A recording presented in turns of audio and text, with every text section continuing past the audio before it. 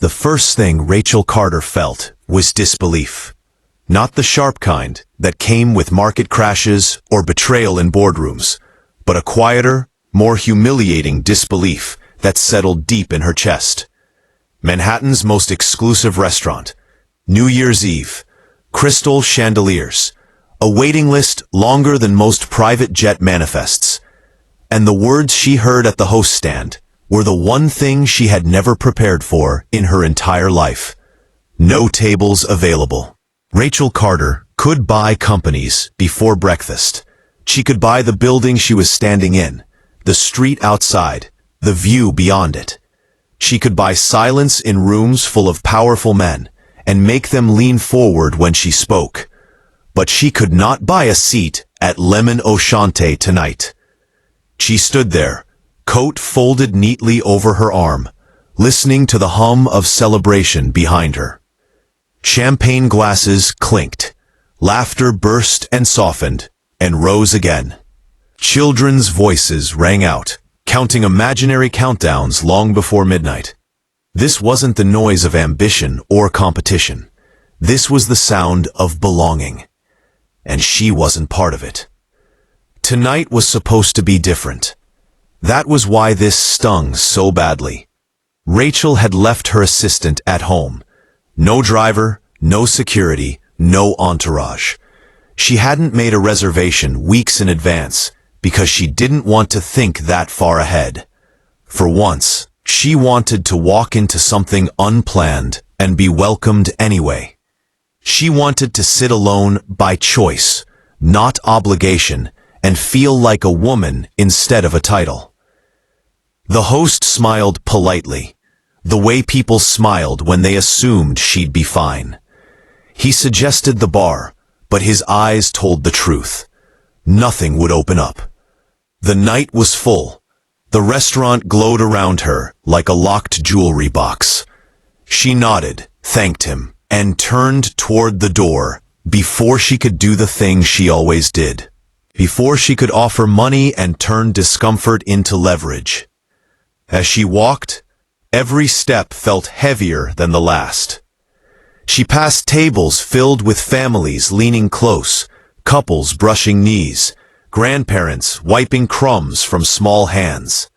A father poured sparkling cider for his son, beaming like this was the greatest achievement of his life.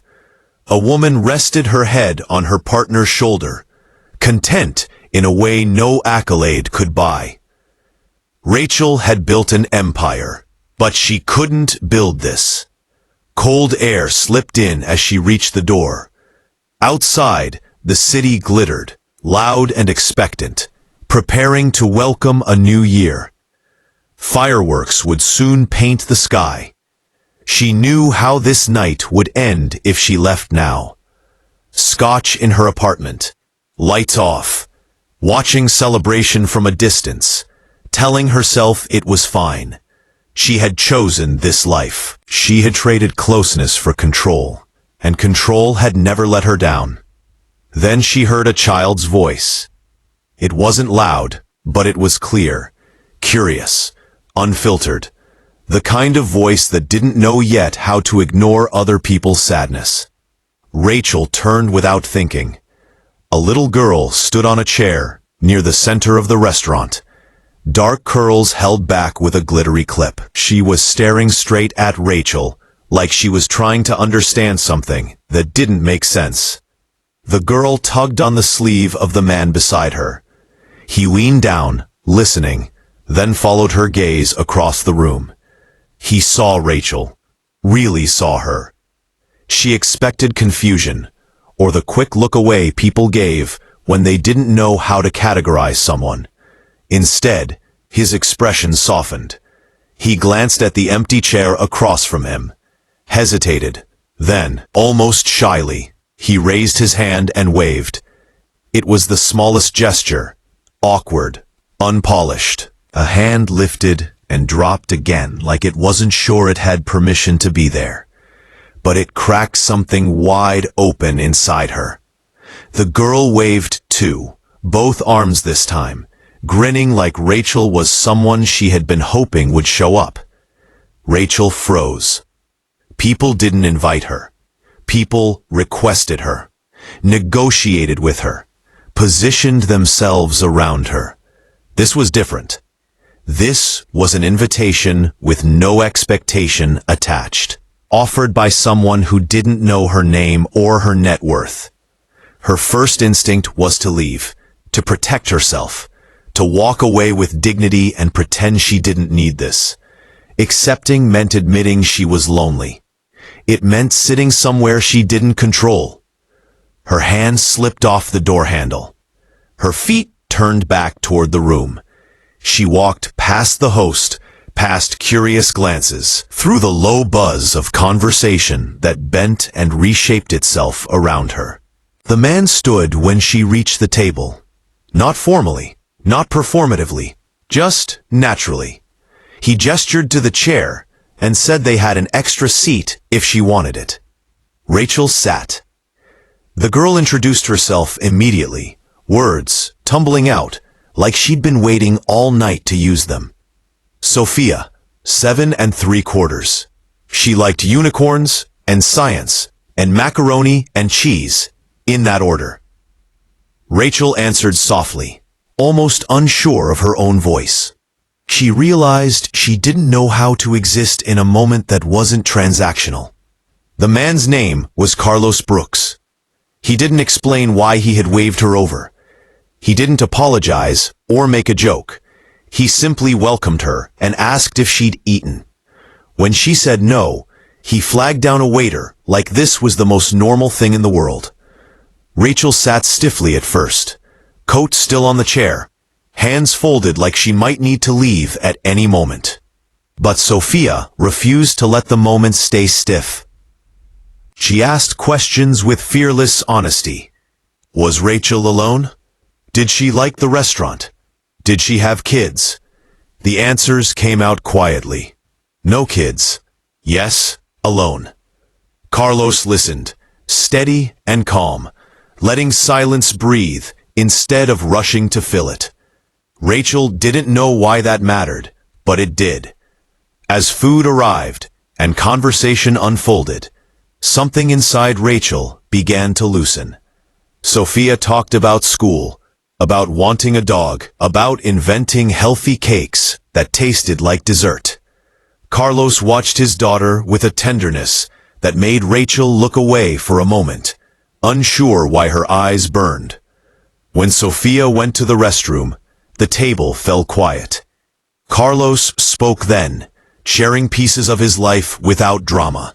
A wife lost to illness, a move to New York to start over, learning how to braid hair and pack lunches while carrying grief that never really left, only changed shape.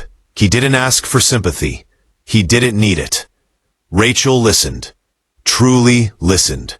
And when it was her turn, she didn't hide behind accomplishments.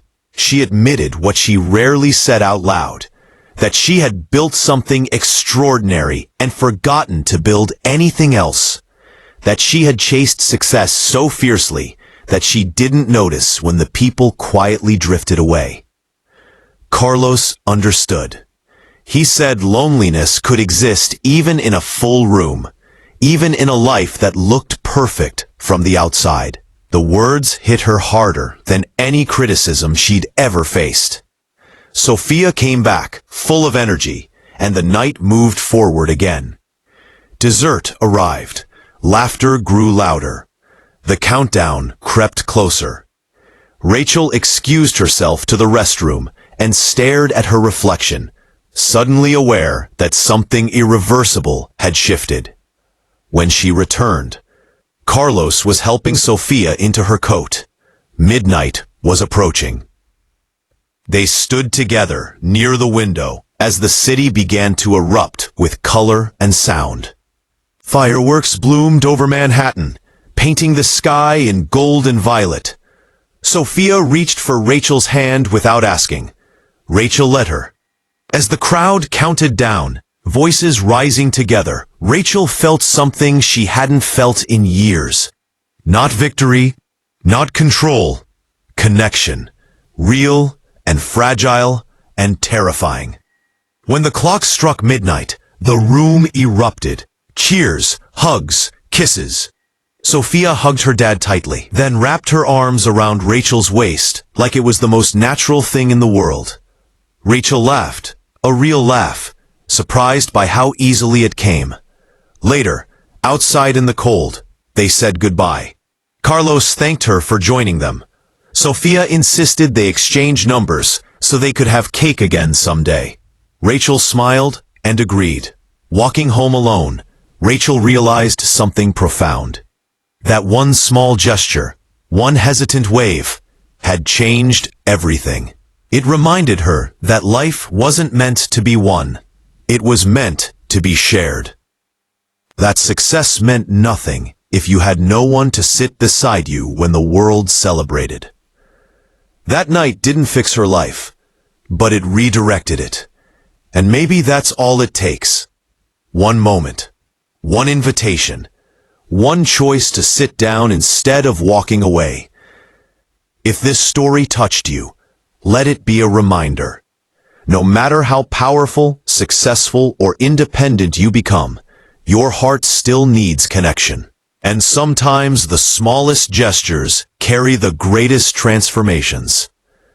Like the video, subscribe to the channel, and remember this as you step into a new year. You don't have to face it alone.